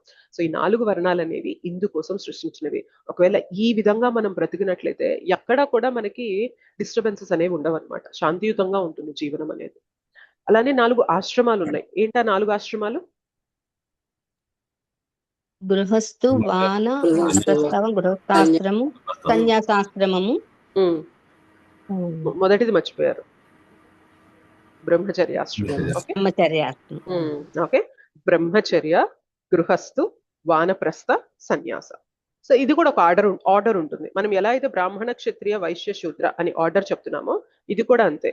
మొదటి 25 సంవత్సరాలు, 100 సంవత్సరాలు మనిషి యొక్క జీవితం అనుకుంటే మొదటి 25 సంవత్సరాలు బ్రహ్మచర్యం, నెక్స్ట్ 25 గృహస్థు జీవనం, నెక్స్ట్ 25 వానప్రస్థ జీవనం, నెక్స్ట్ 25 సన్యాస జీవనం అని చెప్పి చెప్తారనమాట. అలా 100 సంవత్సరాలు అట్లా కంప్లీట్ అవుతాయని. బట్ ఎనీవే, ఇది మనం ఫాలో అయినా అవ్వకపోయినా, బట్ ఏంటి అంటే బ్రహ్మచర్య ఆశ్రమము, గృహస్థు, వానప్రస్థ ఆశ్రమంలో వీళ్ళందరిలో కల్లా టాప్ ఎవరు అంటే సన్యాసాశ్రమం. సో ఈ సన్యాసాశ్రమంలో ఉన్న వ్యక్తి వీళ్ళందరినీ కూడా ఎలా బ్రతకాలి అనేది బోధ చేస్తూ ఉంటారు సన్యాసాశ్రమంలో ఉన్న వ్యక్తి. సో ఆయనకి ఉండాల్సిన మొదటి లక్షణం ఏంటి అంటే భయరాహిత్యం అనేది ఉండాలి అని చెప్పి చెప్తున్నారు శ్రీల ప్రభుపాదుల వారు. సన్యాసి ఒక ఇంట్లో ఉంటారా చెప్పండి? లేదు మాతాజీ. No, మాతాజీ. ఒక చోట కుటీరం కట్టుకొని అక్కడే ఉంటూ ఉంటారా? No, మాతాజీ. ఉండరు సంచరిస్తూనే యాక్చువల్గా ఆయన ఏం చేస్తూ ఉండాలి తెలుసా? ఆయన ప్రయాణం చేస్తూనే ఉంటారన్నమాట. ఒక ప్లేస్ నుండి ఒక ప్లేస్, ఒక ప్లేస్ నుండి ఒక ప్లేస్, ఒక ప్లేస్ నుండి ఒక ప్లేస్ కి ఆయన వెళ్తూనే ఉంటారు. ఎందుకు వెళ్తూ ఉంటారు? భిక్షాటన చేస్తారు. ఓకే, కాదు భిక్షాటన. మాతాజీ, ఆ ఏరియాకి అనుబంధం ఏర్పడుద్ది అని చెప్పేసి వ్యామోహం, ఇష్టం, వ్యామోహం దాంతో పాటు పెంచుకోవద్దు. వ్యామోహం పెంచుకోవద్దని ఒక కారణం అయితే, ఇంకొకటి ప్రజలకి ఆధ్యాత్మికంగా చెప్పడానికి. Exactly, that is correct. Okay, so ఒక ప్లేస్ లో ఉంటే ఆయన యొక్క లక్ష్యం తీరదు.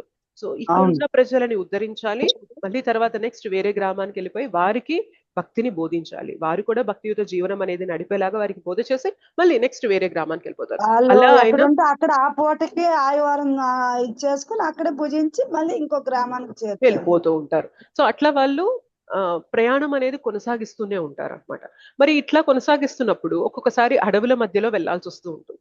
అవునా కదా చెప్పండి? వాళ్ళేమి జనరల్ గా ఇప్పుడు మనకి ఇస్కాన్ వచ్చాక శ్రీల ప్రభుపాదుల వారు సన్యాసులందరూ కూడా వెహికల్స్ అనేవి వాడుతూ వెళ్తూ ఉంటే అందరూ అపోజ్ చేశారంట. ఏంటి సన్యాసి అంటున్నారు, మీరేమో టెక్నాలజీ మొబైల్ ఫోన్స్ వాడుతున్నారు, ల్యాప్టాప్స్ వాడుతున్నారు, ఇంత అడ్వాన్స్డ్ గా బ్రతుకుతున్నారు, సన్యాసి అంటున్నారు ఏంటి అని చెప్పి అడిగారు అనమాట. అప్పుడు శ్రీల ప్రభుపాదుల వారు చెప్పారు. ఏం చెప్పారు అంటే, మీరేమో జెట్ స్పీడ్ లో నరకలోకాలకి వెళ్ళిపోవాలి అని ప్రయత్నం చేస్తూ ఉంటే, సన్యాసులుగా ఉన్న మేము నడుచుకుంటూ వస్తుంటే మిమ్మల్ని ఎలా ఉద్ధరించగలము? మేము కూడా అదే స్పీడ్ లో మీ దగ్గరికి రావాలి కదా అని చెప్పి చెప్పారనమాట. సో అదే స్పీడ్ లో రావాలి అంటే టెక్నాలజీని మేము కూడా వాడాలి అని శ్రీల ప్రభుపాదుల వారు చెప్పారు. బేసిక్ గా ఇంటెన్షన్ ఏంటి అంటే భక్తులని ప్రజలని ఉద్ధరించడమే వారి యొక్క ఇంటెన్షన్. వారి జీవితంలో భక్తి లేక చేయకూడని పాపాలన్నీ చేసుకొని ఇక్కడిక్కడే చిక్కుకుపోతున్నారు. వారిని దాని నుండి బయటకు తీసుకురావడమే సన్యాసి యొక్క ప్రథమ లక్ష్యం అన్నమాట. భగవద్భక్తిని ప్రచారం చేయడమే. ఆ ప్రచారం చేయడం కోసం ఎటువంటి సాధనాలైనా కానీ వాళ్ళు ఉపయోగిస్తూ ఉంటారు. ఒకప్పుడు జనరల్ గా అడవుల మధ్యలో వెళ్తూ ఉండాలి, దేనికి కూడా భయపడకూడదు, ఎటువంటి సమస్య వచ్చినా కానీ భగవంతుని పైన ఆధారపడి ఉండాలి. అది ప్రతిదానికి భయపడిపోతూ అయ్యో నాకు ఇలా అయితే ఎలాగా, నాకు ఏమైనా ఆరోగ్యం అనేది చెడిపోతే ఎలాగా, నాకు ప్రమాదం వస్తే ఎలాగా అని భయపడుతూ ఉన్న వ్యక్తి సన్యాసిగా ఉండగలరా చెప్పండి? ఉండలేరు మాతాజీ. ఉండలేరు. ఎగ్జాక్ట్లీ ఉండలేరు. వాళ్ళ లక్ష్యాన్ని కూడా నెరవేర్చలేరు. సో వారికి ఎప్పుడు కూడా ఏంటి మాతాజీ, వాళ్ళ లక్ష్యం కూడా నెరవేర్చలేరు. వాళ్ళ లక్ష్యాన్ని కూడా వారు నెరవేర్చలేరు. సో ఫోకస్ ఎప్పుడు కూడా భక్తిని ప్రచారం చేయాలి అనే దానిపైనే ఉండాలి. కానీ భయపడుతూ ఏమైతుందో ఏమో అని భయపడుతున్న వ్యక్తి ఎప్పుడు కూడా సన్యాసాశ్రమానికి సూట్ అవ్వరు అనమాట.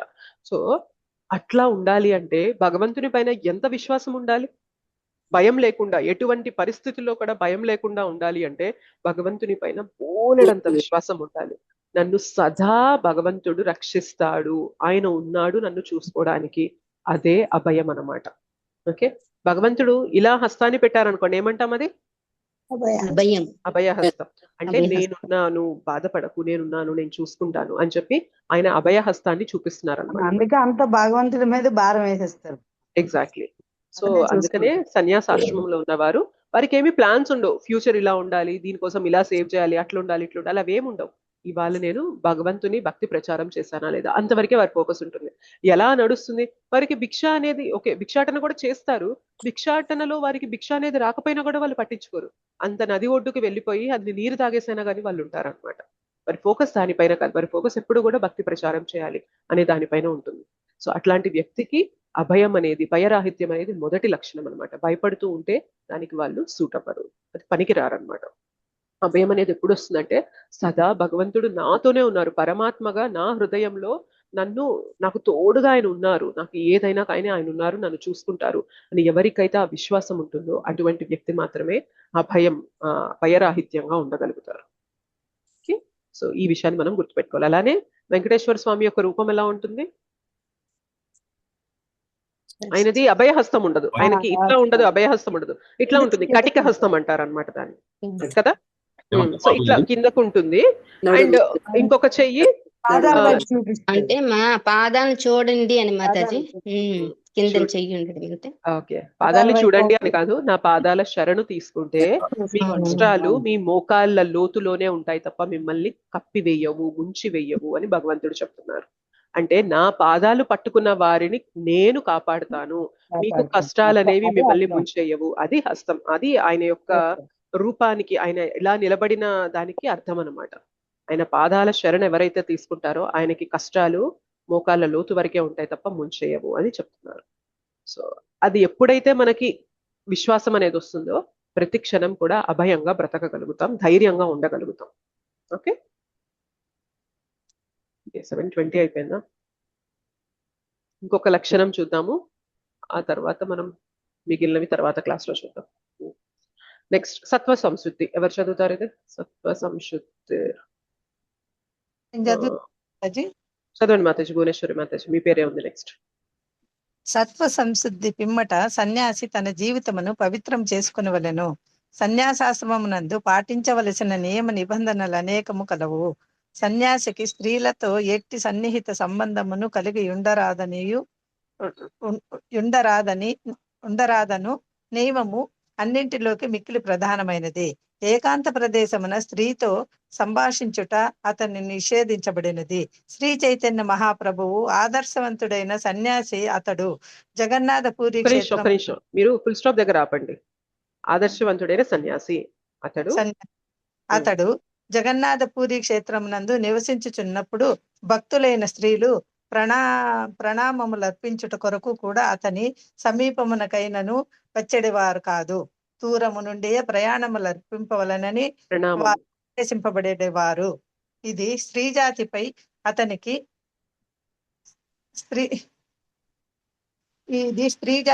అతనికి ద్వేషము కలదనుటకు చిహ్నము కాదు. సన్యాసి అయిన వాడు ఏమైంది? డ్రాప్ అయిపోయారా? హరే కృష్ణ.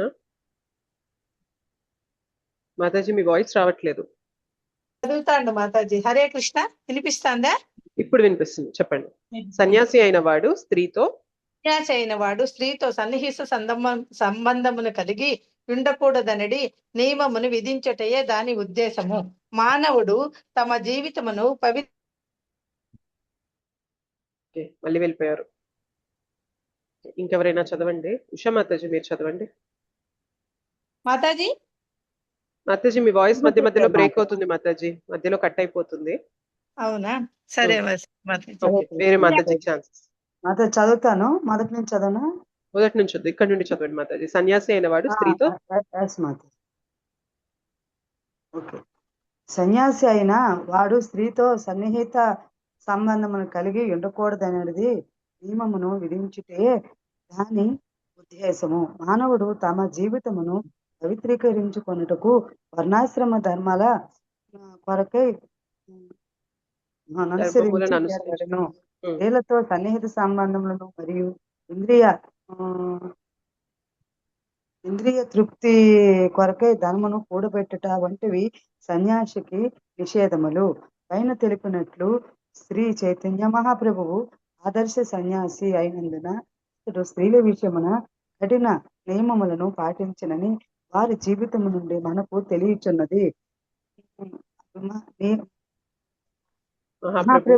మహాప్రభువు పతిత జీవులందరినీ ఉద్ధరింపగల దేవాది దేవుని పరమ ఔదార్య సంబంధించిన నియమ నిబంధనలను ఔదార్య అవతారముగా పరిగణింపబడినను వారు సన్యాసాశ్రమమున స్త్రీ సాంగత్యమునకు అంతరంగిక సంబంధించిన నియమ నిబంధనలను ఖచ్చితముగా పాటించిరి.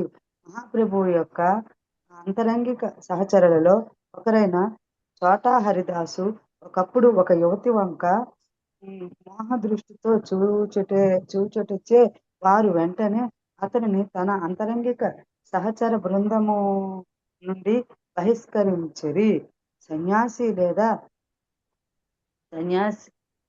సన్యాసి లేదా భౌతిక ప్రకృతి బంధముల నుండి విముక్తిని వాంఛించు వానికి ఆధ్యాత్మిక ప్రవృత్తికి తనను ఉద్ధరించుకుని భగవద్ధామమును చేరుటకు యత్నించు మానవునికి కాంతా కనకములపై దృష్టి తగదు, వాటిని అనుభవించుటయే కాదు, అటువంటి దృష్టి కూడా నిషేధింపబడినది.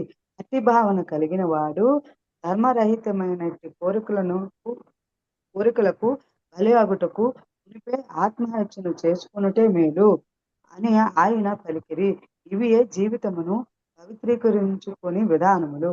హరే కృష్ణ. హరే కృష్ణ. థ్యాంక్ యూ మాతాజీ. సత్వ సంశుద్ధి అంటే మన యొక్క జీవితాన్ని పవిత్రం చేసుకునే పద్ధతి అన్నమాట. ఓకే, సో బేసిక్ గా సన్యాసి అనే వ్యక్తికి ఆడవారితో మాట్లాడటము, వారితో సన్నిహితంగా ఉండడం ఇవన్నీ నిషేధం. ఓకే, సో ఈజీగా మనల్ని మన పథం నుండి కిందకి లాగేది ఏంటి తెలుసా? ఈ ఆపోజిట్ జెండర్ తో మిక్సింగ్ అనమాట. ఓకేనా?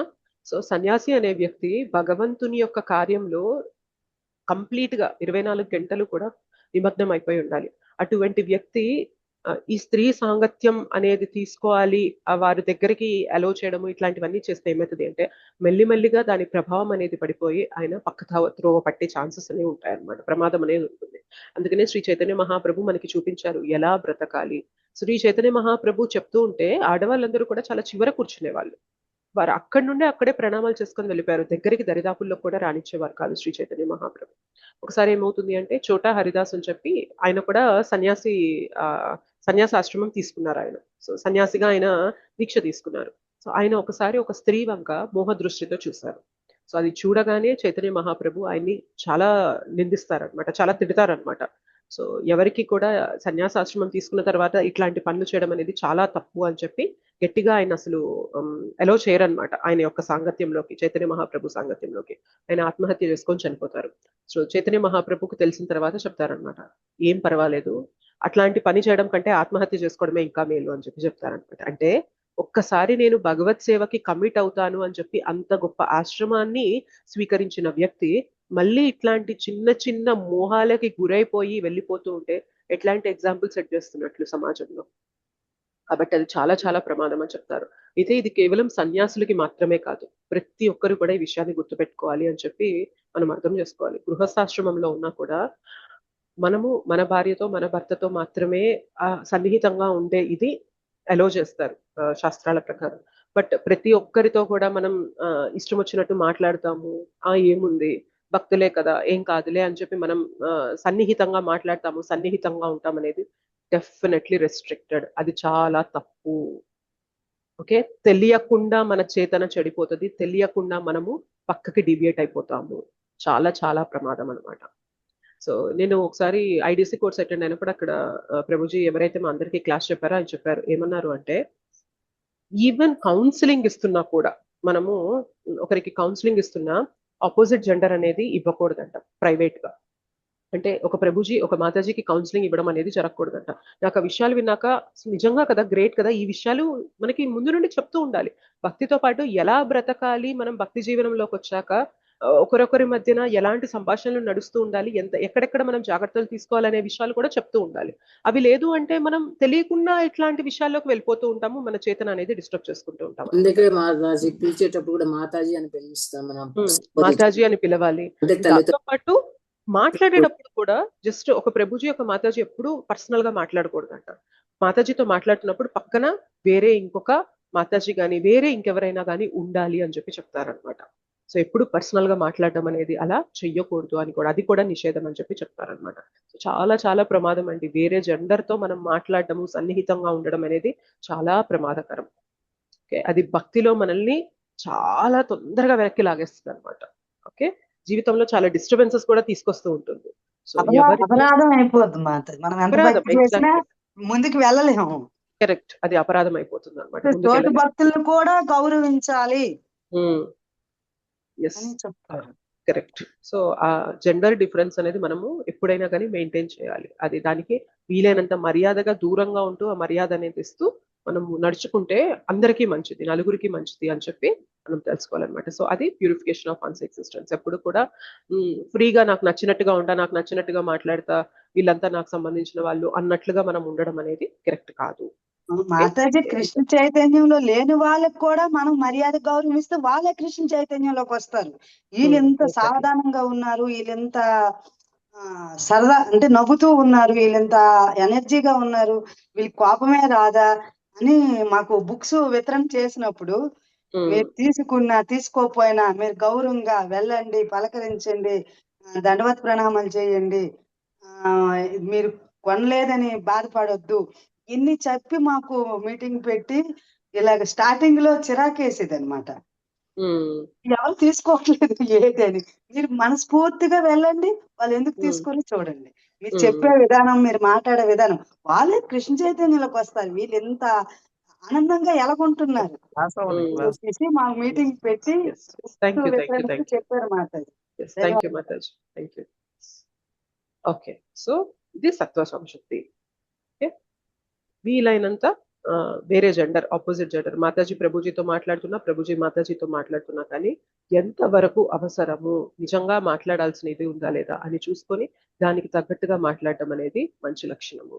అలా ఉండడం వల్లనే మన చేతన అనేది ప్రొటెక్ట్ అయితే భక్తి నుండి మనం పక్కకి తప్పకుండా కూడా ఉంటాం అనమాట. ఇవన్నీ కూడా సట్టల్ ఫోర్సెస్ అనమాట, సూక్ష్మమైనవి అనమాట. అవన్నీ మనల్ని డైవర్ట్ చేయడానికి ఇవి కూడా మాయ ప్రభావం, సూక్ష్మంగా మనల్ని పక్కకి లాగడానికి ప్రయత్నం చేస్తూ ఉంటాయి ఇట్లాంటి రూపంలో కూడా. సో మనం చాలా జాగ్రత్తగా మన డీలింగ్స్ అనేవి పెట్టుకుంటూ ఉండాలి అని చెప్తున్నారు. సో ఇది సన్యాసికి డెఫినెట్లీ ఇది కంప్లీట్ నో. గృహస్థుగా ఉన్నా కూడా చాలా జాగ్రత్తగా వ్యవహరిస్తూ ఉండాలి, ఎంతవరకు అంతవరకే మాట్లాడుతూ వీలైనంత దూరంగా మనము మన సేవ అనేది కంటిన్యూ చేసుకుంటూ ముందుకెళ్ళాలి. ఇంకా జ్ఞాన యోగ వ్యవస్థితి ఇదంతా కూడా ఉన్నాయి, చాలా వివరాలు ఉంటాయి ఇందులో. ఇవి మనం తరువాతి నెక్స్ట్ సెషన్ లో డిస్కస్ చేద్దాం. ఓకేనా? సో 2 లక్షణాలు మాత్రమే చర్చించుకున్నాం మనము. ఒకటి ఎలా ఆయన అభయంతో ఉండాలి, ఎలాంటి భయం అనేది లేకుండా భయరాహిత్యంతో ఉండాలి, మరియు ఆయన యొక్క జీవనాన్ని ఎలా శుద్ధీకరణ చేసుకుంటూ ఉండాలి, సత్వ సంశుద్ధి అనేది దాని గురించి చర్చించుకున్నాం. ఓకే, మిగిలిన క్వాలిటీస్ అనేవి తదుపరి సెషన్స్ లో చర్చించుకున్నాము. ఇంతవరకు ఏమన్నా ప్రశ్నలు ఉన్నాయా? చాలా బాగా చెప్పారు మాతాజీ. Thank you so much. హృదయానికి అతుక్కపోయేలా చెప్పారు వీటి గురించి. హరి బోల్ మాతాజీ, థ్యాంక్ యూ. హరే కృష్ణ. ఇంకేం ప్రశ్నలు లేవంటే will close the session today. పురుషోత్తమాత్మలో ఆచరించవలసిన కొంచెం చెప్పండి మాతాజీ. మీరు స్టార్టింగ్ లో లేరా క్లాస్ లో? స్టార్టింగ్ 16 తేదీ 17. ఓకే, నేను స్టార్టింగ్ లో ఆల్రెడీ చర్చించాను మాతాజీ, ఏమేం చేయాలి అని చెప్పాను. ఒకసారి మీరు రికార్డింగ్ వినండి. ఓకే, కృష్ణ మాతాజీ. కృష్ణ మాతాజీ, హరే కృష్ణ మాతాజీ. బాగున్నాయంట. చాలా మంది మేము అనుష మాతాజీ చాలా బాగా చెప్తున్నారు, భగవద్గీత బాగా చెప్తున్నారని మాకు అంటే నేను కొంతమందికి చేర్పించాను మాతాజీ. మిస్ అవుతున్నామని చెప్తున్నారు అనమాట. నిన్న అదే సండే రమ్మన్నారంట కదా హ్యాబిట్స్ కి. అవును మాతాజీ, అది గెట్ టుగెదర్ ఉంది సండే. అమ్మ మేము పోలేము అంటే మరి పోలేకపోతే మరి దీంట్లో తీసుకోమని ఆన్లైన్ లో తీసుకోమని చెప్పాను మాతాజీ. వెళ్ళగలిగితే వెళ్ళి తెచ్చుకోండి బాగుంటది అక్కడ అని చెప్పాను. మాతాజీ వాళ్ళంతా ఇస్తారని చెప్పాను మాతాజీ. నిన్న వాళ్ళంతా ఫోన్ చేసి చెప్పారనమాట. మాతాజీ చాలా బాగుంది అనుష మాతాజీ క్లాసు, అసలు మాకైతే అసలు క్లాస్ వదిలిపెట్టుకోవాలనిపించలేదని చెప్పారు మాతాజీ. పద్మావతి మాతాజీ చెప్తున్నారు కదా, మళ్ళీ మిస్ అనుకుంటే మళ్ళీ వినండి మీరు, బాగుంటది క్లాసెస్ అని చెప్పాను మాతాజీ. ధన్యవాదాలు. హరే కృష్ణ. హరే కృష్ణ మాతాజీ. చౌరాష్టకం తెలుగులో అది భావంతో కూడినది అది పోస్ట్ చేస్తారా? షూర్ ప్రభు, నేను వెతకాలి ప్రభు, నా దగ్గర ఇప్పుడైతే ఏది రెడీగా లేదు. నేను ఒకసారి చూసుకొని టైం చూసుకొని మీకు ఇవాళ లోపు నేను పంపిస్తాను. మీకు ఆ లింక్ గానీ లేకపోతే అదంతా కూడా ఒక డాక్యుమెంట్ లో పెట్టి డాక్యుమెంట్ అయినా PDF అయినా పంపిస్తాను.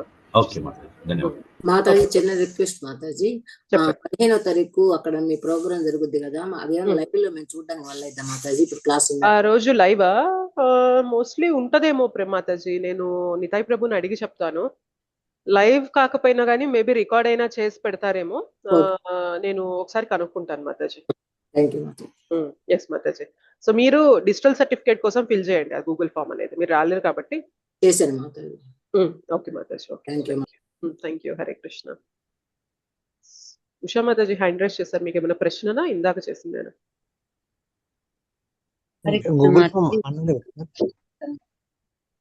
చెప్పండి Mataji. Thank you Mataji, thank you. Hare Krishna. Bhuvaneshwari Mataji. Mataji మీరు గర్భాధాన సంస్కారం చేసిన తర్వాత పిల్లలను కనడానికి చేస్తారు అన్నారు కదా, అంటే ఏం భక్తి మార్గంలో ఉంటూ తర్వాత పెళ్లి చేసుకోవడం అని ఇప్పుడు నేను ఫ్యూచర్ లో పిల్లల విషయంలో ఎలా నేను ప్రవర్తించాలి అనే విషయం తెలుసుకోవడానికి మిమ్మల్ని అడిగినాను మాతాజీ. అది ఒక సంస్కారం ఉంటుంది మాతాజీ, దాంట్లో ఏం చేస్తారు ఏంటి అనే వివరాలు నాకు కూడా నిజంగా తెలియదు. ఎందుకంటే నేను 2-3 ఏళ్ల నుండే ఈ బుక్స్ అనేవి చదువుతున్నా, కృష్ణ చైతన్యంలోకి వచ్చాను. నాకు ఇంతకు ముందు ఈ జ్ఞానం ఏమీ లేదనమాట. సో బట్ ఈ పిల్లల్ని నిజంగా కనేటప్పుడు జస్ట్ ఒక జంతువులాగా కనకండి అని చెప్తున్నారు. ఏంటి అంటే దానికి ఒక గర్భాధాన సంస్కారం అని ముందు అది శుద్ధీకరణ అవుతుంది అనమాట. ఆ తల్లి గర్భం అనేది శుద్ధీకరణ చేసుకొని ఒక మంచి ఆత్మని ఆహ్వానిస్తారనమాట. వాళ్ళిద్దరు తల్లి తండ్రి కలుస్తారు. సో అది ఏంటి, ఎలా చేస్తారో, ఆ ప్రక్రియ ఏంటి అనే వివరాలు ఎవరైతే దీని గురించి ఎక్కువ డీటెయిల్స్ తెలుస్తాయో వారైతే మనకి చెప్తారు మాతాజీ. బట్ నేనైతే రైట్ పర్సన్ కాదు దానికి చెప్పడానికి. బట్ చాలా డిఫరెన్స్ ఉంటది. భక్తులు ఎలా పుడతారు ఒక కుటుంబంలో అంటే ఈ సంస్కారాలన్నీ చేసుకొని వారి జీవితంలోకి సరైన ఆత్మని ఆహ్వానిస్తారు కాబట్టి వారి జీవితంలో భక్తుడిగా ఉండే వ్యక్తి అంటే గత జన్మల్లో భక్తి చేసుకొని సగంలో ఆపేసిన వ్యక్తి మళ్ళీ ఇటువంటి కుటుంబాల్లో జన్మ తీసుకొని భక్తిని కొనసాగిస్తూ ఉంటారు అనమాట. సో అట్లా మనకి అదొక సంస్కారం అనమాట. మీకు వివరాలు ఎవరు చెప్తారు అనేది నేను కనుక్కుంటాను మాతాజీ సార్ ఎప్పుడైనా. ఓకే ఓకే మాతాజీ. మాతాజీ మా ఫ్రెండ్స్ జాయిన్ అయ్యారు మీ క్లాస్ కు, ఫోన్లు చేశారు మాతాజీ. చాలా చాలా బాగా చెప్తున్నారు. ఒక్క క్లాస్ కూడా మేము మిస్ చేయలేదు. అనుష మాతాజీ చెప్పడం చాలా బాగా చెప్తారు. ఆ నోట్ ఇంకా వాయిస్ వస్తుంటే కన్నా అట్లే మంత్రముగ్ధుల మాదిరి వినాలనిపిస్తుందే కానీ క్లాస్ లెఫ్ట్ అవుతామని అనిపించడం లేదు. చాలా బాగా చెప్పారని నేను చెప్పి జాయిన్ చేయించిన వాళ్ళు చాలా మంది ఫోన్లు చేసి చెప్పారు మాతాజీ. మీకు ధన్యవాదాలు మాతాజీ. వాళ్ళందరూ అట్లా చెప్పిన దానికి మాకు సంతోషమైంది.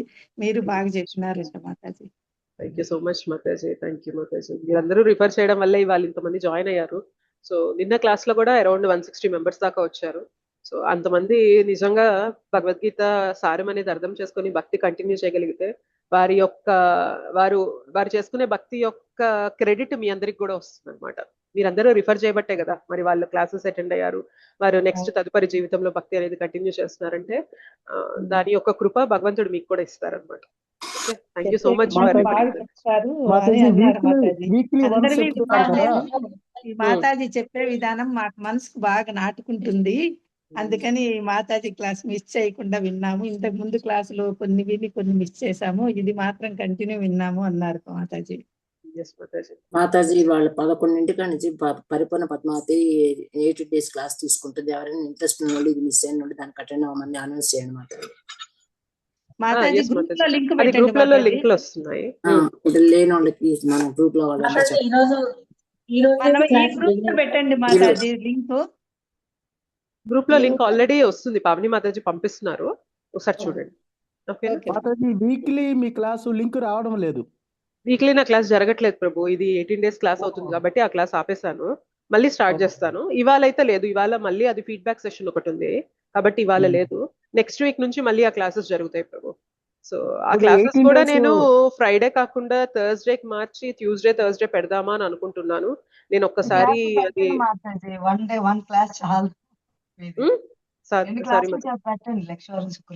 ఎస్ మాతాజీ 2 క్లాసులు ఉంటే ఏమైందంటే కొంచెం మనం వెంటనే కలుస్తున్న భావం ఉంటది. మరి వారానికి ఒకసారి అయింది అనుకోండి, నాకు ఎప్పుడైనా కుదరక రాకపోతే 15 రోజులు గ్యాప్ వచ్చేస్తుందా, అది చాలా లాంగ్ అనిపిస్తుంది.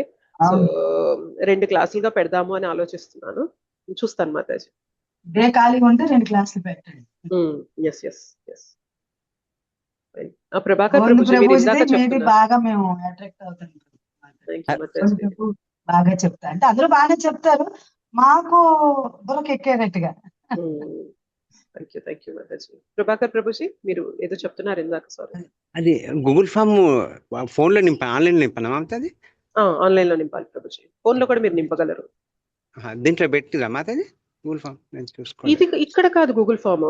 అది నేను చెప్పేది ఈవినింగ్ క్లాసెస్ గురించి, దీని గురించి కాదు. అది సర్టిఫికెట్ గురించి గూగుల్ ఫామ్ అది ఇక్కడ కాదు. అది ఈవినింగ్ 18 రోజులు జరిగింది భగవద్గీత క్లాస్. దాని గురించి సరోజా మాతాజీ అడిగితే దానికి చెప్తారు. మాతాజీ ఆ క్లాసులు కూడా అటెండ్ అయ్యారు, అందుకని చెప్తాను. నేను కూడా అటెండ్ అవుతున్నా, కొన్ని 2-3 క్లాసులు. అవునా? Okay okay. అయితే మీరు ఆ గ్రూప్ లో చూడండి. ఆ గ్రూప్ లో నేను మీకు గూగుల్ ఫామ్ పంపించాను. మీరు వివరాలన్నీ పెడితే మీరు ఒకవేళ టెంపుల్ కి వచ్చి సర్టిఫికేట్ తీసుకోగలరంటే తీసుకోండి, లేదంటే డిజిటల్ సర్టిఫికేట్ వస్తుంది. థ్యాంక్ యూ మాతాజీ. ఓకే, థ్యాంక్ యూ ప్రభుజీ. Hare Krishna. Thank you so much Matajis and Prabhujis. మళ్ళీ మనం నెక్స్ట్ క్లాస్ లో కలుసుకుందాం. ధన్యవాదాలు. వాంఛాకల్పతరుభ్యశ్చ కృపాసింధుభ్యేవ చ పతితానాం పావనేభ్యో వైష్ణవేభ్యో నమో నమః. అనంతకోటి వైష్ణవ వృంద की जय. శ్రీల ప్రభుపాద్ की जय. శ్రీల గురుదేవ్ की जय. నితాయ్ గౌర్ ప్రేమానందే. హరి హరి బోల్. Thank you so much. Hare Krishna మాతాజీ. హరే కృష్ణ మాతాజీ. హరే కృష్ణ మాతాజీ. హరే కృష్ణ. దండవత్ ప్రణామం మాతాజీ.